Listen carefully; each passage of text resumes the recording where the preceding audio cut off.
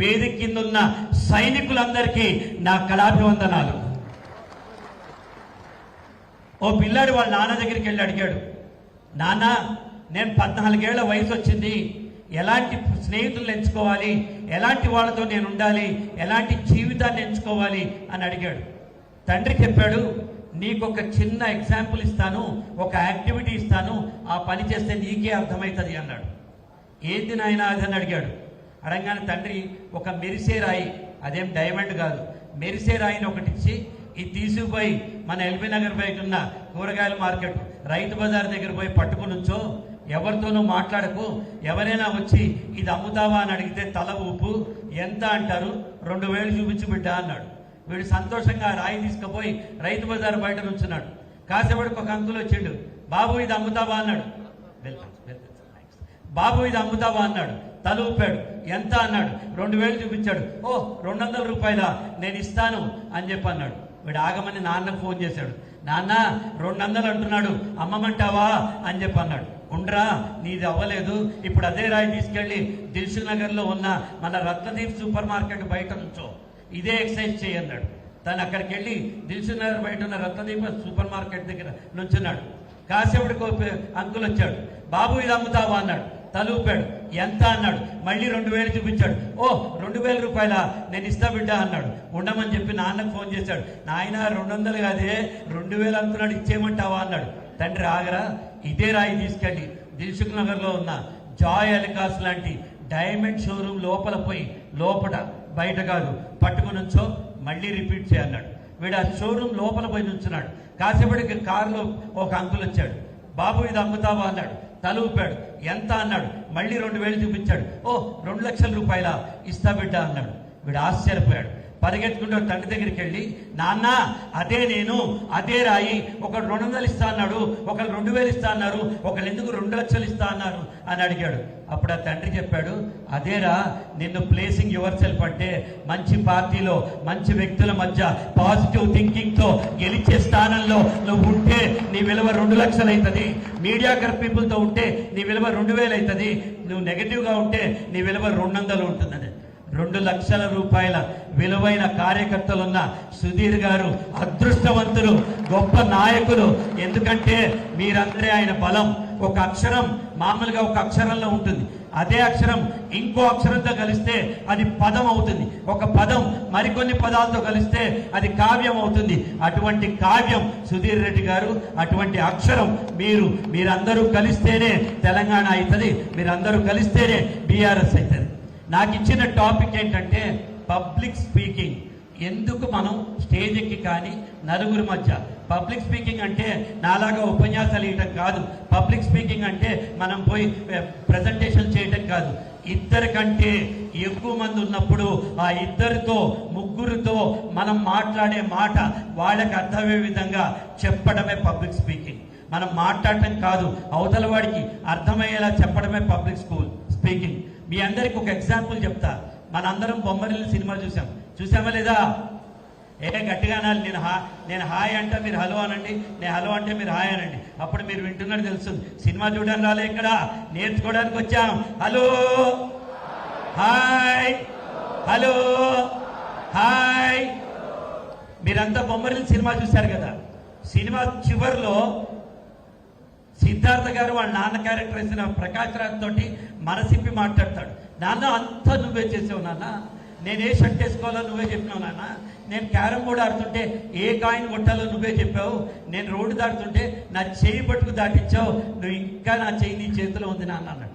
Extraordinary scene. దాంతో వాళ్ళకి అవార్డులు వచ్చాయి, దిల్ రాజు అన్నకు పైసలు వచ్చాయి. అంతేగా అనేవాళ్ళందరికీ ఇంట్లో అంతేగా ప్రాప్తి వస్తుంది. నేను చెప్పేది ఏంటంటే ఇదే సీను సినిమా ఎండింగ్లో కాకుండా సినిమా స్టార్టింగ్లో పెట్టుంటే అసలు సినిమా కథ అవసరం ఉందా? Hello hi. కాబట్టి మాట్లాడాలి, 10 మందితో మాట్లాడాలి, ఇష్టమైతే మాట్లాడాలి, ఇష్టం లేకపోతే మాట్లాడాలి, నచ్చితే మాట్లాడాలి, నచ్చకపోతే మాట్లాడాలి, అన్యాయం జరిగితే మాట్లాడాలి, న్యాయం ఏంటో చెప్పడానికి మాట్లాడాలి. మాట్లాడటం మన జన్మ హక్కు. Yes or no? ఎవడైతే అన్యాయానికి అగేన్స్ట్గా స్వరం విప్పుతాడో వాడే కార్యకర్త, వాడే మన పార్టీకి ఆస్తి. నాకెందుకులే అని కూర్చుంటే అంతా ఇట్లాగే అయిపోతూ ఉంటుంది. మరి మీరందరూ కూడా రేపొద్దున కార్యకర్తలై 10 మందికి మంచి చెప్పాలి. ఒక సైనికుడు ఉంటాడు, ఎక్స్ట్రీమ్ ఓనర్షిప్ అంటారు దాన్ని. ఒక సైనికుడు ఉంటాడు, ఆ సైనికుడు నువ్వు పోరా యుద్ధం చేయంటారు. సార్ ముందుకు పోవాలన్నా, లెఫ్ట్కి రావాలన్నా, రైట్కి రావాలన్నా, ఆకలి అవుతుంది సార్, వెనక్కి పోవాలన్నా అనరు. ముందుకెళ్ళి చస్తాడు, లేకపోతే చంపుతాడు. Yes or no? Yes or no? మనం కూడా సైనికులమే. మన బూత్ మన రాజ్యం. Yes or no? మీరే కదా బూత్కి ఇంపార్టెంట్. Yes or no? కాబట్టి ఆ బూత్లో జరిగిన అన్యాయాలకి, అక్రమాలకి ఆ చుట్టూ ఉన్న 1000 నుంచి 1200 మంది కార్యకర్తలకి టీఆర్ఎస్ బీఆర్ఎస్ పార్టీల ముఖ చిత్రం మీరు. వారికి కేసీఆర్ గారితో పరిచయం ఉండదు, కేటీఆర్ గారితో పరిచయం ఉండదు, సుధీర్ అన్న దగ్గరికి వెళ్ళే అవకాశం ఉండదు. మీరే వాళ్ళకి నాయకులు. ఇలా నమ్మిన వాళ్ళు గట్టిగా చప్పట్లు కొట్టండి. నాకు వినిపించాలి, సార్ వినిపించాలి. మరి పబ్లిక్ స్పీకింగ్ అంటే ఏంటి? వేదిక నెక్కిన పెద్దలందరికీ, ఈరోజు వచ్చిన సర్పంచ్ అన్నకి, వాళ్ళ ఆమెకి, వాళ్ళ పక్కింటి ఆయనకి, వీళ్ళకి, వాళ్ళకంటే ఎవడైనా వింటాడా? విన్నాడు కదా. ఇంట్రెస్టింగ్గా చెప్పాలి. మనుషుల్లో 2 రకాలు ఉంటారు. ఒకళ్ళు తోస్తే ముందుకెళ్తారు. మీరేం చేయొద్దు, యాదగిరిగుట్ట పోయి నరసింహస్వామి గుడిలో నుంచోండి, వెనకోడు తోస్తూ ఉంటాడు, మీరు ముందుకు పోతారు. మీ ప్రేమేమో ఏమైనా అవసరం ఉందా? మనం ఏమైనా చెయ్యాలన్నా? ఏమొద్దు, ఇట్లా నుంచో అన్న 20 ఏళ్ళకెళ్ళి పార్టీలో ఉందా, ముందుకు పోతూనే ఉంటాం. అది కాదు నాయకత్వం అంటే. తోసుకుని ముందుకెళ్ళాలి. 9,99,999 మంది చప్పట్లు కొడుతూ ఉంటే విరాట్ కోహ్లీ సెంచరీలు కొడుతూ ఉంటాడు. సెంచరీలు మనం కొట్టాలి, చప్పట్లు ప్రపంచం కొట్టాలి. Yes or no? Yes or no? మీరు కూడా ఎదగాలి. మీరు కూడా ఎదగాలి. నాయకుడు ఎంత గొప్పవాడో సైనికుడు కూడా అంతే గొప్పవాడు. సైనికుడే నాయకుడు అవుతాడు. మనకి తేడా లేదు. అన్యాయం, అక్రమం, మనకు జరుగుతున్న ఏ అన్యాయాన్నైనా ప్రతిఘటించాలంటే, మీ స్వరం ఎత్తాలంటే మీకు పబ్లిక్ స్పీకింగ్ తెలియాలి. ఒక అటల్ బిహారీ వాజ్పేయి గారు కేవలం ఆయన పబ్లిక్ స్పీకింగ్ వల్ల ఆయన పొలిటికల్ లీడర్షిప్ అయింది. ఒక ఎన్టీ రామారావు గారు, ఒక చిన్న ఎగ్జాంపుల్ చెప్తా. నాకు పార్టీలతో సంబంధం లేదు, కానీ నాకు బీఆర్ఎస్ పార్టీ అంటే ఇష్టము. గతంలో కూడా చెప్పా. ఎందుకంటే బానిసలై అట్టడుగై అన్యాయం జరుగుతున్న మన తెలంగాణకి వెలుగు తెచ్చిన పార్టీ, విలువ తెచ్చిన పార్టీ, నిలబెట్టిన పార్టీ, ఊపిరి పోసిన పార్టీ మన బీఆర్ఎస్. జై తెలంగాణ. మనకంటూ ఒక స్థిరత్వాన్ని, గుర్తింపుని తెచ్చాం. మరి ఇలాంటి ప్రాంతాల్లో మనం ఎదగకపోతే, తెలివితేటలు లేక కాదు, మీరందరికీ తెలివి ఉంది, ఆ తెలివితేటలు వాడుకోవడం తెలియాలి. ఎలా తెలుస్తుంది మనకు? మాటల ద్వారా చెప్పాలి కదా. ఒక అటల్ బిహారీ వాజ్పేయి, ఎన్టీ రామారావు గారు సినిమా హీరో. ఆయన పాలిటిక్స్లోకి వచ్చాడు 1982లో. రాగానే ప్రతి ఊరికి చైతన్య రథం తీసుకుని పోయాడు. ప్రతి చోట 10,000 మంది 20,000 మంది ఒక్కొక్క ఊళ్ళో వెయిట్ చేసేవాడు. ఎక్కడ పడితే అక్కడ ఆపేసేవాడు. 10 గంటలకు వస్తానన్న ఎన్టీఆర్ నిజామాబాద్కి వచ్చేటప్పటికి 1 గంట అయ్యేది. కానీ జనం ఎండలో పిల్లల్ని పట్టుకుని, ఆడవాళ్ళు నుంచుని ఎన్టీఆర్ నిలిచేవాడు. ఎక్కి నా అన్నలారా, నా తమ్ముళ్ళారా, ఆడపడుచులారా అని ఉద్వేగపూర్వకంగా మాట్లాడితే చప్పట్లు కొట్టి ఆనందంతో వెళ్ళేవాడు. Yes or no? ఇదే ప్రాంతంలో మరొక నటుడు పేరు చెప్పట్ల, ఆయన కూడా మనకి ఇష్టమైన నటుడు, నాకు కూడా ఇష్టమైన నటుడు. ఆయన కూడా రాజకీయాలకు వచ్చారు. ఆయన ఇదే నిజామాబాద్కి పొద్దున 10ంటికి వస్తా అని చెప్పి 1 గంటకు వచ్చేవాడు. వచ్చి జనమందరూ వెయిట్ చేసేవారు ఆయన్ని కూడా చూడడానికి. మీరు ఈనాడు పేపర్ చదవద్దు, ఎన్టీ రామారావు కోటు వేయద్దు అని చెప్పి కూర్చునేవాడు. జనం నిరుత్సాహంతో వెళ్ళిపోయేవాడు. మొత్తం రోజంతా మ్యాచ్ చూసి ఇండియా ఓడిపోతే మనకు బాధ ఉంటుందా? అలా మన కోసం ఎదురు చూసిన వాళ్ళు మన మాటలు బాగా మాట్లాడితే, మన మనసులో ఉన్న మాట అవతలానికి అర్థమవుతుంది. మీరు మాట్లాడాలి. పబ్లిక్ స్పీకింగ్ అంటే ఏంటంటే, ఒక శాండ్విచ్ ఒక బర్గర్ గుర్తుపెట్టుకోండి.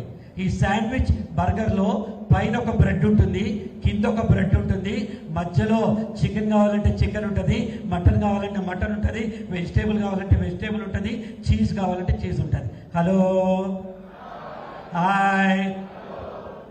సిమిలర్గా ఒక స్పీచ్లో ముందు ఓపెనింగ్ ఉంటుంది, క్లోజింగ్ ఉంటుంది, మధ్యలో మన కంటెంట్ ఉంటుంది, విషయం ఉంటుంది.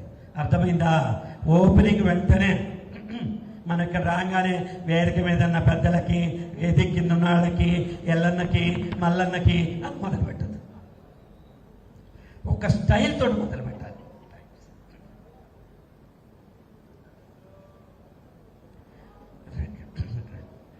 శ్రీపాదం గారు అద్భుతమైన వ్యక్తి, అద్భుతమైన వక్త. వారి కోసం ఇవాళ వచ్చాను నేను. అంత మంచి వ్యక్తి సుధీర్ సారు, ఆయన కలిసి ఇప్పటిదాకా 40 ఏళ్ల సుదీర్ఘమైన నా ప్రసంగ ప్రపంచంలో ఇటువంటి డిసిప్లైన్డ్ మీటింగ్, రాజకీయ మీటింగ్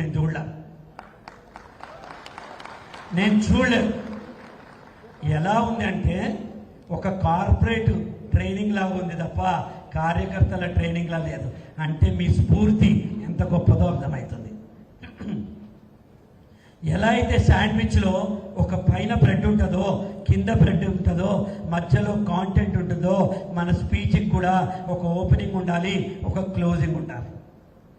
మీకు 10 నిమిషాలు ఇస్తే టైము, 2 నిమిషాలు ఓపెనింగ్, 1 నిమిషం ఓపెనింగ్ మాట్లాడాలి, 1 నిమిషం క్లోజింగ్ మాట్లాడాలి, విషయం 8 నిమిషాలు మాట్లాడాలి. నేనేం చేశా, ఇందాక ఓ పిల్లాడు వాళ్ళ తండ్రి దగ్గర పోయాడు, ఇది నా ఓపెనింగ్, ఇలా మొదలెట్టచ్చు. లేకపోతే ఒక కొటేషన్, అస్థిమూల పంజరాలు, ఆర్తరావ మందిరాలు, కూడలేని లోకమిది, గుండెలోతు తాపమిది, ఇది ఏ నాగరిక ఫలశ్రుతి అని బాలగంగాధర తిలక్ అన్నాడని చెప్పచ్చు. లేకుంటే ఒక జోక్ చెప్పచ్చు, లేకుంటే ఒక పాట చెప్పచ్చు. తగిలే వాళ్ళని పునాది చేసి ఎదగాలని, తరిమే వాళ్ళని హితులుగా మరిచి ముందుకెళ్లాలని, కన్నుల నీరుని కలల సాగుకై వాడుకోవాలని, కాల్చే నిప్పును ప్రమిదిగా మలిచి కాంతి పంచాలని, గుండెతో గుండె చెప్పాను, అడుగుతో గమ్యం చెప్పాను, ప్రశ్నతో బదులే చెప్పాను, నేనున్నానని నీకేం కాదని చంద్రబోస్ రాస్తారు. మన తెలంగాణ చంద్రబోస్ కదా. మరి ఆ సినిమాలో శ్రేయ గారికి నాగార్జున గారు ఉన్నారు. నేనున్నానని పాట పాడాడు. నీ జీవితంలో నీకు నా తోడుంటాడమ్మా. అద్దం ముందు నుంచి మనతో మనం చెప్పుకోవాలి, నేనున్నానని నీకేం కాదని, నీకు నువ్వే సైన్యం, ఆ బూతు నా బాధ్యత అని మీరు అనుకున్నట్టు నా జీవితం నా చాయిస్. సో ఓపెనింగ్ ఒక జోక్తో చెప్పచ్చు, ఒక కొటేషన్తో చెప్పచ్చు, ఏమన్నా చెప్పచ్చు.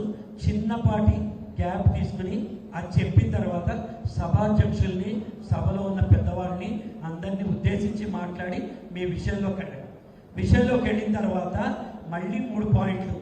ఏం మాట్లాడుతున్నాం, ఎందుకు మాట్లాడుతున్నాం, ఏం ఆశించి మాట్లాడుతున్నాం. ఏది పడితే అది మాట్లాడుతున్నా, ఏం మాట్లాడుతున్నాం, ఎందుకు మాట్లాడుతున్నాం, ఏం ఆశించి మాట్లాడుతున్నాం, ఇవాళ నన్ను ఎందుకు పిలిచారు, ఆ టాపిక్ మీదే మాట్లాడాలి. మీకు ఓపెనింగ్ అడ్రస్ ఇస్తే 2 నిమిషాలే మాట్లాడాలి. మీకు ఓట్ ఆఫ్ థ్యాంక్స్ ఇస్తే 1 నిమిషమే మాట్లాడాలి. మీకు సభాధ్యక్షత ఇస్తే 1 నిమిషం మాట్లాడి వక్తకి ఇవ్వాలి. అంత పెద్ద వ్యక్తి సుధీర్ సారు ఇప్పుడు ఏం చేస్తున్నారు, నెక్స్ట్ ఎవరో మాట్లాడుతున్నారు. ఆయన తలుచుకుంటే ఒక్కొక్క టాపిక్ మీద ఆయనే మాట్లాడతాడు. మన పాత్ర తెలుసుకుని అక్కడ మాట్లాడటం మన కాంటెంట్. Number 3 closing. కాబట్టి నేను చెప్పేది ఏంటంటే, నేను చెప్తుంది ఏంటంటే అని క్లైమాక్స్ ఉంటుంది కదా స్పీచ్లో, అది చెప్పి క్లోజ్ చేయాలి. మీకు 10 నిమిషాలు ఉన్నా, 1 నిమిషం ఉన్నా, 100 నిమిషం ఉన్నా, పబ్లిక్ స్పీకర్ మీరు అయితే మ్యాగ్నెట్ అయ్యి జనాలను ఆకర్షించుకుంటారు. ఎప్పుడైతే మీరు పబ్లిక్ స్పీకింగ్ చేస్తారో మీలో ఆత్మవిశ్వాసం పెరుగుతుంది. అరే భయం లేదురా భయ్, ఎవరి దగ్గరికైనా పోదాం, పోలీసు వాళ్ళ దగ్గర పోదాం, ఎవరి దగ్గర పోదాం, నేనున్నాను అని మీరు అనుకుంటారు. మీ వెనకున్న కార్యకర్తలు అన్నున్నాడు కదా నాకేం భయం అనుకుంటారు. మీరే మాట్లాడకపోతే ప్రపంచంలో అన్యాయం ఎవరైతే ఇస్తారు, మంచి ఎవరు చెప్తారు. మాట్లాడటం నేర్చుకోండి. సార్ చెప్పారు, శ్రవణ్ సార్ ఇందాక, రోజుకి అరగంట మీకోసం మీరు బతకండి. శ్రవణ్ అన్నకు ఒకసారి చప్పట్లు కొట్టండి, నా దోస్త్ ఆయన. సార్ సార్ నమస్కారం సార్. ఒక్క అర్ధగంట సేపు మీకోసం మీరు టైం కేటాయించుకోండి. మీకు ఈటీవీ న్యూస్ చదవాలంటుంది, చేత కాదు, అవకాశం రాదు. టీవీ9 న్యూస్ రీడర్ అవ్వాలి, అవకాశం రాదు. ఎట్లా సార్ అంటాం. కానీ మన సెల్ ఫోను సెల్ఫీ మోడ్లో పెట్టి అద్దం ముందర పెట్టుకుని ఒక కాగితం తీసుకుని, నమస్కారం ఈటీవీ వార్తల స్వాగతం, నా పేరు ప్రదీప్ అంటే ఎవడైనా ఆపుతాడా? మీరే మిమ్మల్ని ఆపుకుంటున్నారు. ప్రపంచం మిమ్మల్ని ఆపట్లేదు, మీరే మిమ్మల్ని ఆపుకుంటున్నారు. ఎదగాలనుకున్న వాడికి, గెలవాలనుకునే వాడికి, గెలిచి తీరాలనే తత్వం ఉన్నవాడికి ఎవ్వడూ ఆపలేడు. మీరు ప్రాక్టీస్ చేయండి, మీరు కూడా నాకు తయారవుతారు. ప్రాక్టీస్ చేయండి. రోజుకి 10 నిమిషాలు మాట్లాడడం ప్రాక్టీస్ చేయండి. అమ్మతో మాట్లాడండి, నాయనతో మాట్లాడండి, అన్నతో మాట్లాడండి, తమ్ముడితో మాట్లాడండి, అందరితో మాట్లాడి ప్రాక్టీస్ చేయండి. ఎంత పెద్ద విషయాన్నైనా ఒక చిన్న పిట్ట కథతోటి కేసీఆర్ గారు చెప్తారు. Yes or no? Yes or no? అంత పెద్ద గోదావరి నదిని ఇంత చిన్న బాటిల్లో తెచ్చి మనందరికీ ఇస్తారు. Yes or no? ఇదే పబ్లిక్ స్పీకింగ్. డైరెక్ట్ పాయింట్లోకి వెళ్ళకుండా ఒక చిన్న పిట్ట కథ చెప్పండి. ఇప్పుడు మీ గురించి చెప్తాను. ఒక సింహం అడవి బయట అలా కూర్చుంది, తన గుహ బయట. అక్కడి నుంచి నక్క పోతుంది. గుడ్ మార్నింగ్ అండి. సింహం గుడ్ మార్నింగ్, ఎక్కడ పోతున్నావు? కొంచెం నా వాచ్ పనిచేస్తలేదు, పట్లం పోతున్నాను. ఇంత చిన్న విషయానికి పట్లం ఎందుకే? డా, నేను బాగు చేస్తాను. దీనికి పువ్వులైంది, కానీ భయం వేసింది. ఏం చేస్తుంది? సింహం అడిగింది కదా. వెంటనే తన వాచ్ తీసిచ్చింది. సింహం లోపలికి వెళ్ళింది. 10 నిమిషాల తర్వాత బయటకు వచ్చింది. వచ్చి కొన్ని వాచ్ తీసుకుపోవాలి. ఆశ్చర్యపోయింది అక్క, మంచిగా పని చేస్తున్నది, థ్యాంక్ యూ అని వెళ్ళిపోయింది. దూరం నుంచి ఒక ఎలుగుబంటి చూసింది, అది కూడా పరిశాన్ అయిపోయింది. కాసేపటికి అక్కడి నుంచి తోడేలు వచ్చింది. తోడేలు వచ్చి గుడ్ మార్నింగ్ అని. సింహం గుడ్ మార్నింగ్, ఎక్కడ పోతున్నావు? నా మొబైల్ ఫోన్లో ఆడియో వస్తలేదు, నేను పట్నం పోతున్నాను. నాకి, నేను బాగు చేస్తాను. నువ్వెట్లా చేస్తావే అని తోడేలని, నీకెందుకు నాకి అని తీసుకుని లోపల పోయి 10 నిమిషాల తర్వాత వచ్చి, ఇగో నీ మొబైల్ ఫోన్ పనిచేస్తుందని ఇచ్చింది. ఈ తోడేలు ఆశ్చర్యపోయింది. వెంటనే తీసుకుని చూస్తే పనిచేస్తుంది, థ్యాంక్ యూ వెరీ మచ్ అని అక్కడి నుంచి వెళ్ళిపోయింది. ఇది ఎలుగుబంటి చూసి పరిగెత్తుకుంటూ సింహం దగ్గరికి వచ్చి అడిగింది, ఇంత బండం ఉంటావు, ఇంత పెద్ద పెద్ద పార్ట్స్ ఉంటాయి, ఇంత సున్నితమైన పార్ట్స్ ఎలా నువ్వు బాగు చేస్తున్నావు అని అడిగింది. దా చూపిస్తా అని ఎలుగుబంటి చేయబట్టుకుని సింహం లోపల తీసుకుపోయింది. లోపల 50 కుందేళ్లు కూర్చుని సెన్సిటివ్ పార్ట్స్ అన్ని రిపేర్ చేస్తున్నాయి. ఒక నాయకుడి లక్షణం తెలియాలంటే, సుధీరన్న గొప్పతనం తెలియాలంటే కుందేళ్లు, మీరు సింహం ఆయన. ఇది గుర్తుపెట్టుకోండి. మీరుంటేనే బూతు బాగుంటేనే, బూతులు బాగుంటేనే, బూతులు రాకుండా బూత్ అంటే ఫ్యూచర్ బ్రహ్మాండంగా ఉంటుంది. నా బూత్ నా బాధ్యత అంటే నా ఫ్యూచర్ నా బాధ్యత. సో మీరు మాట్లాడేటప్పుడు ఎలా ఉండాలి? First voice modulation.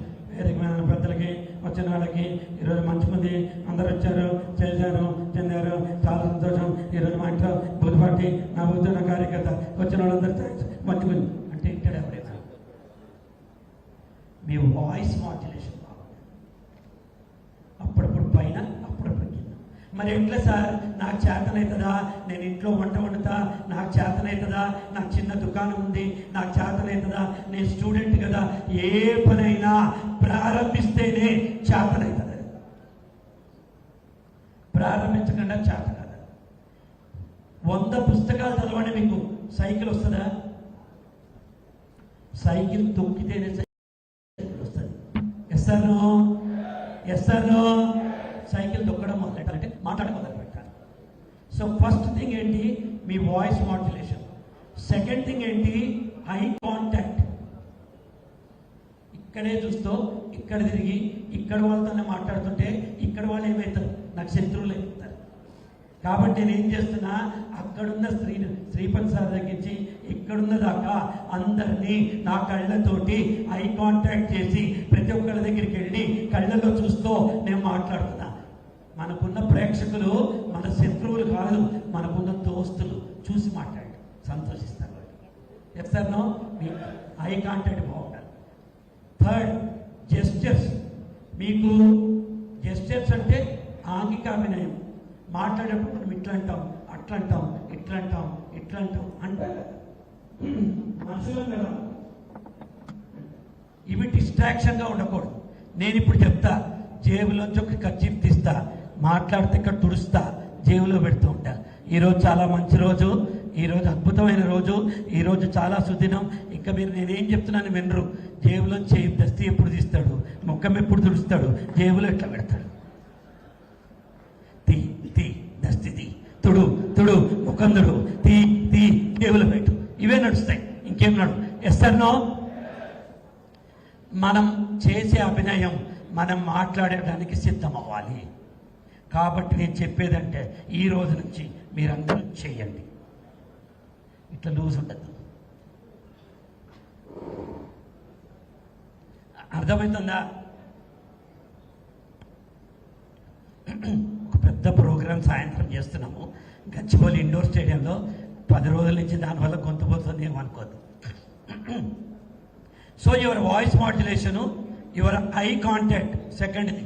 థర్డ్ది ఏంటి? మీ జెస్చర్స్ వెజ్. తర్వాత మీ పోస్చర్. నుంచునేటప్పుడు అడ్డదిడ్డంగా లూజ్గా నుంచోకండి.